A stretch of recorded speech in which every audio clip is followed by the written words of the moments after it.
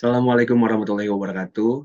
Selamat pagi, siang, sore, dan malam kepada teman-teman yang sedang menyaksikan.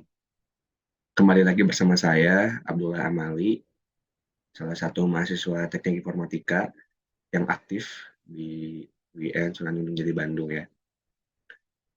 Pada kesempatan kali ini, saya akan sedikit membahas atau menjelaskan terkait pengimplementasian PBO atau pemrograman berorientasi objek atau mungkin yang sering disebut sebagai OOP ya. Eh, Mungkin langsung saja ya, saya akan sedikit menjelaskan terkait ya implementasi langsung si OOP ini. Izinkan saya share screen sebentar.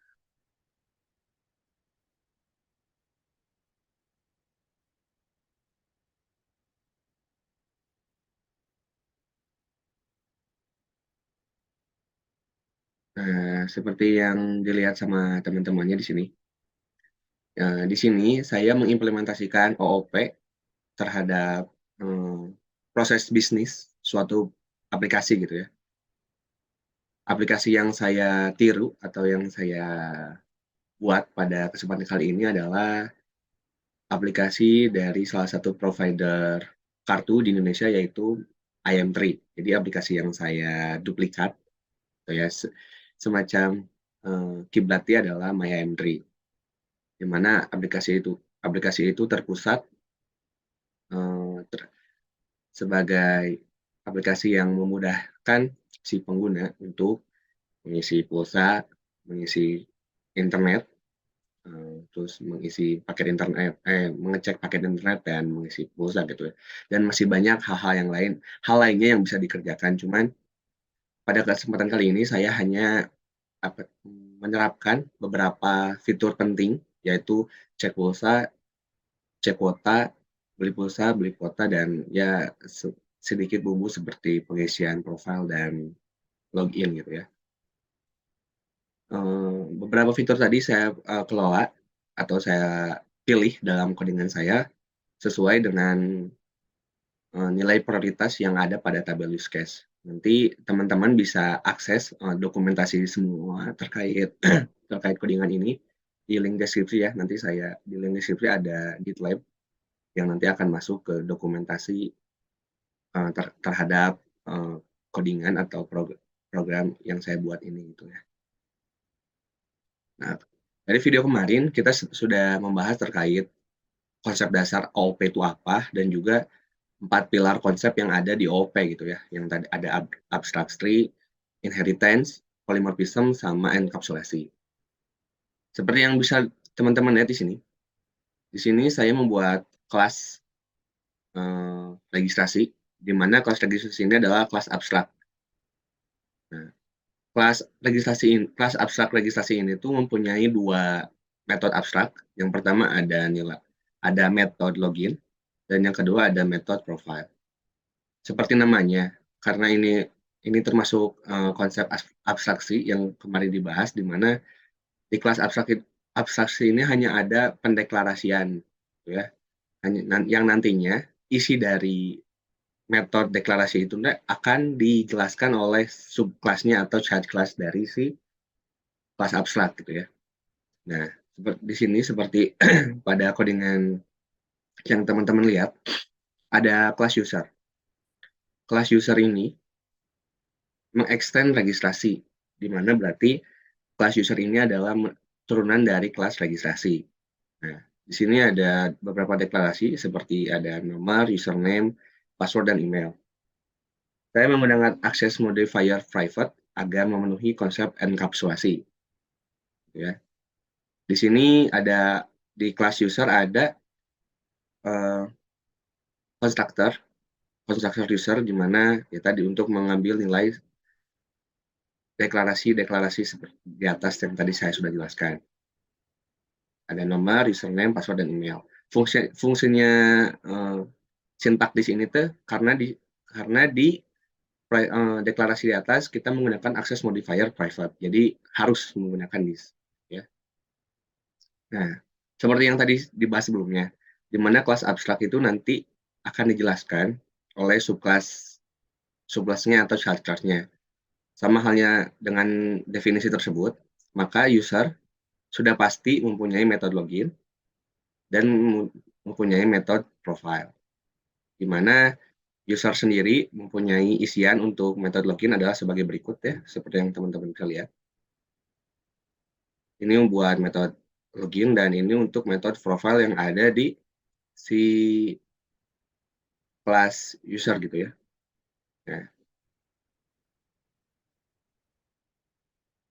di sini teman-teman bisa lihat ya, ini ada override di mana meskipun ini subclass tapi dia mempunyai isi dia sendiri atau isi metode dia sendiri. Jadi ini tuh sudah masuk konsep polymorphism gitu ya.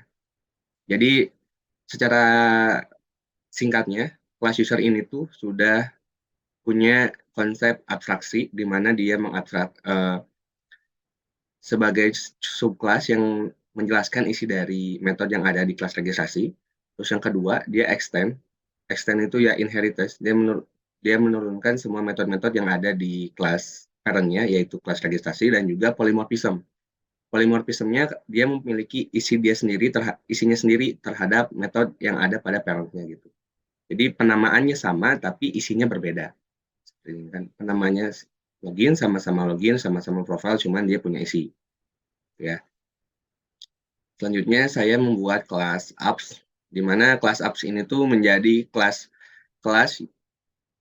bukan kelas utama, tapi kelas yang menampung semua proses bisnis yang ada di program saya.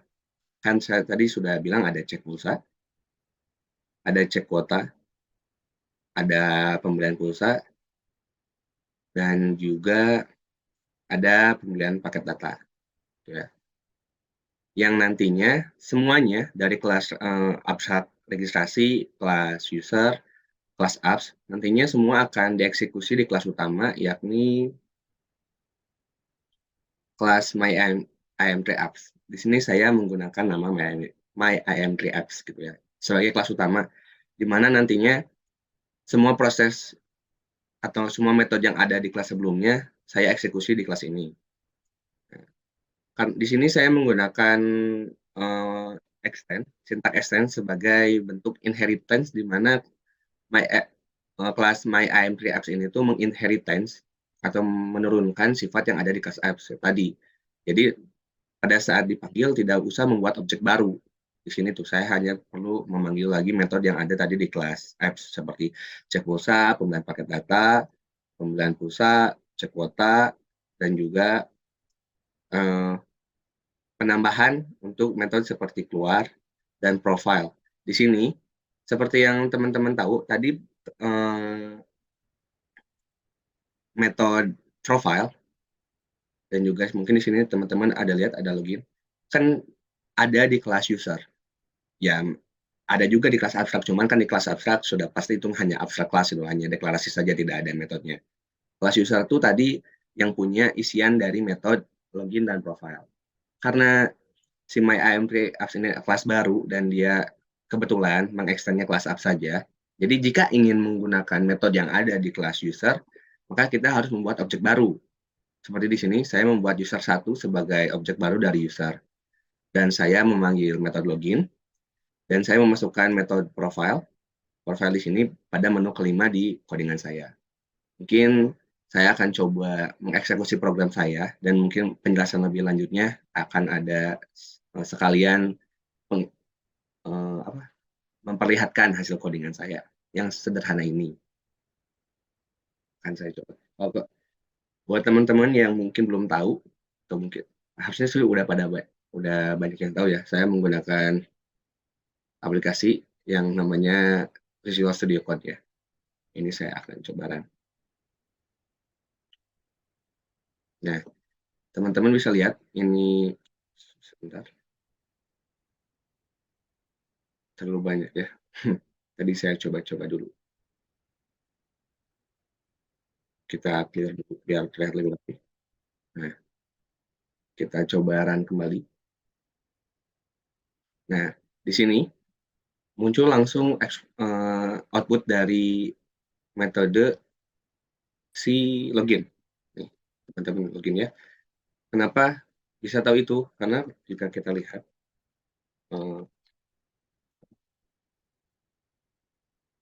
nah di metode login ini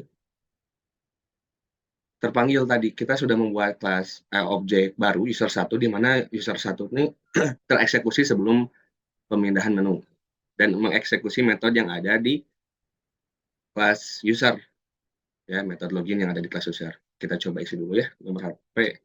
Kita coba masukin soal aja ya. Nah, karena ini contoh, ini disuruh buat password sama seperti kode yang ada. Soalnya tes 01. Nah, jika kita mengacu pada mengacu pada kelas utama, ini sudah jelas ya. Di sini metode login tadi sudah terpanggil dan ya setelah metode login dieksekusi maka akan keluar pilihan ini gitu, menu utama. Di sini saya menggunakan perulangan, menggunakan kondisi while, serta menggunakan untuk pilihannya saya menggunakan sintak switch case. Di sini fungsinya awal atau perulangan tadi, saya ingin membatasi ketika user menginputkan nomor yang salah gitu ya. Kan di sini terdapat 6 menu ya. Jika user nanti tiba-tiba salah, dia typo gitu ya, 1, 4, dia ingin cek kuota data tuh, cuman dia typo jadi ada 45. Pada saat dieksekusi, akan kembali lagi kepada pilihan menu dan akan keluar, di mana opsi yang Anda pilih tidak ada, silakan coba lagi. Maka si sintak yang pada default ini akan tereksekusi, karena saya sudah disetting di while choice, atau saya mendeklarasikan pilihan sebagai choice, namanya choice, tidak sama dengan 6, ya dia akan terulang lagi gitu ya. Kita coba cek pulsa ya. Cek pulsa di cek pulsa karena ya pengguna baru katanya. Saya menggambarkan ya ini sebagai pengguna baru jadi pulsa kan 0 ya. Cek pulsa ini tuh sesuai sama dia memberikan output dari metode cek pulsa yang ada di kelas apps. Kita cek ya, cek pulsa. Nah, ini kelas apps sama kurang lebih. Oke, oleh karena itu kita coba beli pembelian pulsa. Nah, akan menu, pembelian pulsa kan menunya tadi sama, akan masuk di sini. Misalnya kita inputkan, kita akan membeli pulsa yang 50.000. Maka semua pilihan 4, case 4 akan tereksekusi di mana tuh 50.000 ketika angka 1. Nah, pulsa 50.000 berhasil ditambahkan. Mari kita coba cek lagi pulsanya apakah sudah bertambah. Nah, kan, di sini pulsa sudah bertambah sebesar Rp50.000. Masuk ke selanjutnya, mungkin setelah beli pulsa kita mencoba untuk membeli kuota data ya, tapi sebelum itu kita coba cek kuota dulu. Di nomor 4, ya 0 GB gitu ya. Kita coba beli pulsa. Nah, sorry.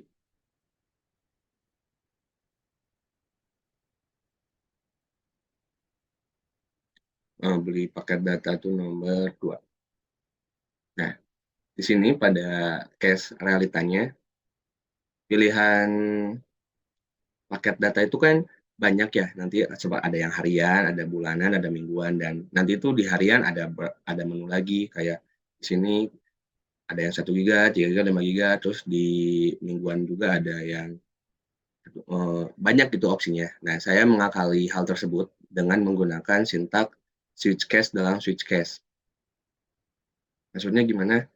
Nah, di sini setelah kita pilih misalnya pilihan 1 dan 2, kita misalnya pilih paket harian-harian, otomatis masukkan ke paket harian. Nah, paket harian punya banyak, ada case kan. Nah, di sini ada case dalam switch case. Case 1 akan mengeksekusi pilihan internet dan di dalam case 1 terdapat case-case lain. Di mana di case 1.1 ada paket data yang 1 giga, case 1.2 ada yang 3 giga, case 3 ada case 1.3 ada data yang 5 giga gitu. Ini coba kita lihat yang dieksekusinya, misalnya kita harian, coba masuk ke sini, kita beli yang, karena tadi kita punya pulsa 50.000 ya, kita coba beli paket yang ketiga, paket harian yang 5 giga. Nah, tambahkan. Jadi kan tadi ada banyak pilihan. Nah, jadi intinya untuk bagian opsi, dalam opsi saya menggunakan Syntax use case dalam use case gitu ya. Setelah kita tadi beli kuota dan berhasil, coba kita cek kuota masuk ke tempat. Nah, setelah masuk ya, sudah ada gitu ya. Ini terdeklarasi dari variabel yang sudah kita buat sebelumnya, yakni, nah ini, kita mendeklarasikan pulsa dan kuota sebagai integer gitu, static integer. Nah, terus apa sih tadi, ada yang kelima, ada metode profile itu buat apa? Di sini kita, nah di sini ada profil pengguna, karena username-nya masih kosong, pasti nol ya. Di konstruktornya sudah kita buat. Nah, sudah pasti. Nah, di sini sudah pasti nol karena tadi kita belum menginputkan apapun, masih kosong. Tapi kan karena pertamanya di login kita sudah menginputkan nomor pengguna, akan tampil nomor penggunanya. Emailnya belum kita masukkan. Jadi kita coba edit username baru, namanya Randy aja. Randy. Emailnya randy42@gmail.com. Nah, data yang baru, data profil yang baru itu sudah ada. Coba kita kembali ya. Kita coba lagi cek profil. Nah, data yang baru sudah ada. Gitu ya teman-teman. Nah, mungkin cukup sekian penjelasan dari program yang saya buat, yaitu mencoba mengimplementasikan aplikasi MyIM3 ini atau proses bisnis dari MyIM3 ini ke dalam codingan yang menerapkan konsep OOP gitu ya. Jadi intinya pada codingan saya gitu ya, atau program ini ada keempatnya sudah terpenuhi, ada abstraksi dari kelas registrasi, ada polymorphism, juga inheritance yang dilakukan oleh kelas user kepada kelas registrasi dan juga kelas myMP terhadap kelas apps. Setelah enkapsulasinya terdapat di data atau di deklarasi data yang ada di kelas user. Itu penggunaan enkapsulasi gitu ya. Penggunaan enkapsulasi itu terjadi atau pada saat pada saat teman-teman menggunakan akses modifier private atau juga protected.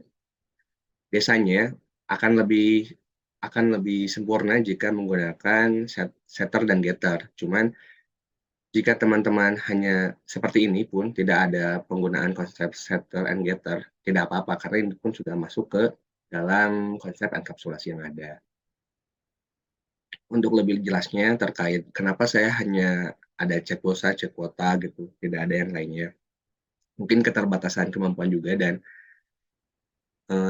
terlihat dari tabel use case yang saya buat, yang mungkin bisa teman-teman akses nanti di link deskripsi. Di sana sudah ada kelas diagram, sudah ada tabel use case, ada codingan yang serupa seperti ini. Jika teman-teman mungkin ingin coba mengeksekusi atau menambahkan, silakan. Sudah ada di GitLab yang setelah saya buat. Di sana semuanya sudah ada dokumentasi yang ada, serta alasan-alasan saya memilih ini gitu ya. Alasan kenapa tadi ada use case, ada kelas diagram, itu tuh sebagai apa. Semuanya sudah saya jelaskan di project GitLab ya. GitLab saya yang mungkin nanti teman-teman bisa akses di link deskripsi. Mungkin cukup sekian. Mohon maaf jika banyak kekurangan, karena ya saya pun sama seperti teman-teman sekalian masih belajar. Mungkin adios, bye.